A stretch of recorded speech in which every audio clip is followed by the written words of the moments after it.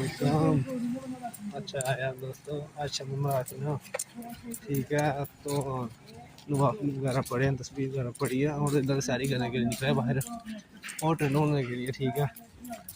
तो आप देख सकते हैं ये है 4 लोग हम रह गए हैं, 2 बंदे हमारे गुमशुदा है। होटल ढूंढते ढूंढते 2 बंदे गुम हो गए, इतनी धुंध पड़ी हुई है, ठीक है। देख करीब से बंदा नजर नहीं आ रहा, ये बस रह गया और एक मैं, 2 बंदे गुम है। अगर किसी को पता है और किसी को नजर आते हैं तो बता दें यार, ठीक है।